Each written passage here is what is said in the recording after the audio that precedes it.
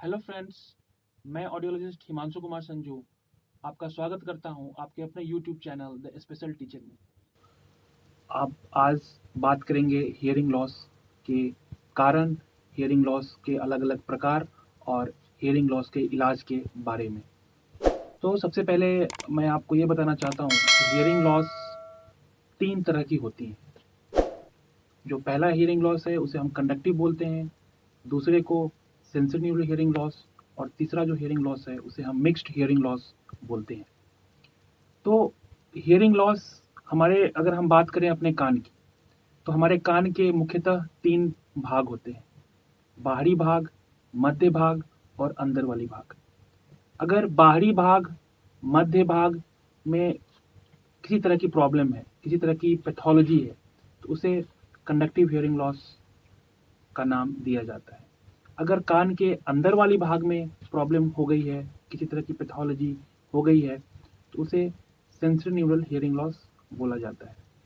और कभी-कभी ऐसा होता है कि कान के बाहरी वाली भाग में भी और अंदर वाली भाग में दोनों जगह प्रॉब्लम हो जाती है, उसे हम लोग मिक्स्ड हियरिंग लॉस बोलते हैं। या कान के मध्य भाग और कान के अंदर वाली भाग में प्रॉब्लम हो जाती है, तो उसे मिक्स्ड हियरिंग लॉस बोला जाता है। तो अलग अलग तरह के हियरिंग लॉस के लिए अलग अलग तरह की ट्रीटमेंट है। हियरिंग लॉस की ट्रीटमेंट 2 प्रकार से की जाती है। एक जो प्रकार है वो है दवाई के थ्रू उसकी ट्रीटमेंट की जाती है। या अगर हियरिंग लॉस अगर मिडिल ईयर में है तो उसकी ट्रीटमेंट सर्जरी के थ्रू भी होती है। लेकिन अगर हियरिंग लॉस का कारण, हियरिंग लॉस हो रहा है हमारे अंदर वाली कान, जिसे इनर ईयर बोला जाता है, उसके कारण अगर हियरिंग लॉस है तो उसकी ट्रीटमेंट जो है वो हियरिंग एड के थ्रू सही की जाती है। तो सबसे पहले क्या ट्रीटमेंट करना है, दवाई से सही करना है या सर्जरी करनी है या हियरिंग एड लगाना है? तो सबसे पहले हम हियरिंग टेस्ट करते हैं। हियरिंग टेस्ट में हमें पता लग जाता है कि जो हियरिंग लॉस है वो कंडक्टिव है या सेंसिटिव न्यूरल है या मिक्स्ड है। तो अगर हियरिंग लॉस कंडक्टिव है तो सबसे पहले हम ईएनटी, जिसे कान नाक गला के डॉक्टर बोलते हैं, उनसे सलाह लिया जाता है।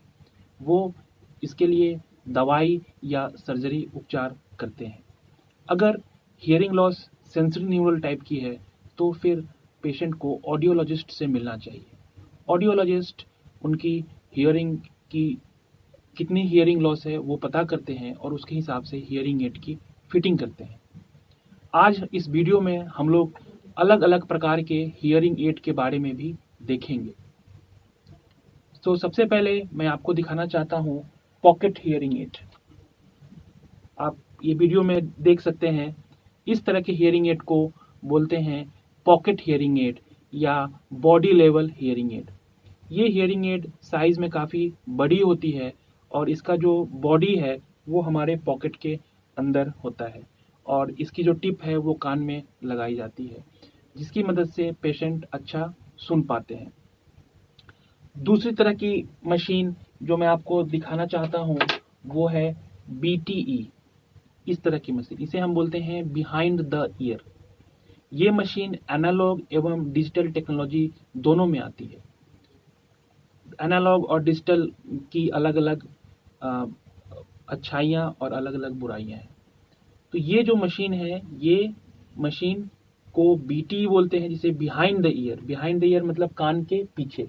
तो पेशेंट कुछ इस तरीके से कान के पीछे लगा लेता है, आपको दिख रहा होगा। तो ये जो हम पहले जो आपको पॉकेट लेवल हियरिंग एड दिखाए थे, उससे ये मशीन थोड़ी छोटी होती है। एक और तरह की हियरिंग एड मैं आपको दिखाना चाहता हूँ, ये हियरिंग एड, ये बीटी से भी छोटी होती है। इसे हम बोलते हैं receiver in the kanal, RIC hearing aid. ये साइज में बीटीई से भी काफी छोटी होती है और ये यूजुअली जिस पेशेंट को हाई फ्रीक्वेंसी हियरिंग लॉस होता है, उन पेशेंट्स को हम आरआईसी हियरिंग एड रिकमेंड करते हैं।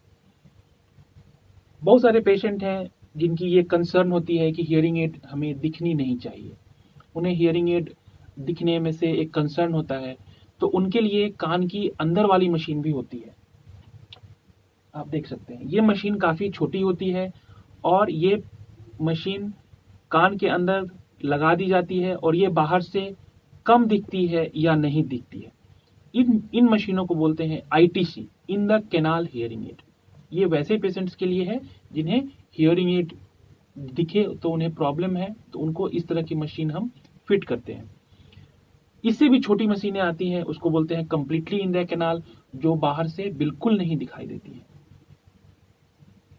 तो अगर आपको हियरिंग लॉस है तो आप ऑडियोलॉजिस्ट या ईएनटी के डॉक्टर से मिलें और अपनी कान की जांच करवाएं, जिससे पता चल जाए कि आपकी हियरिंग लॉस दवाई से सही होने वाली है या सर्जरी से सही होने वाली है, या इसके लिए हियरिंग एड लगाने की जरूरत है।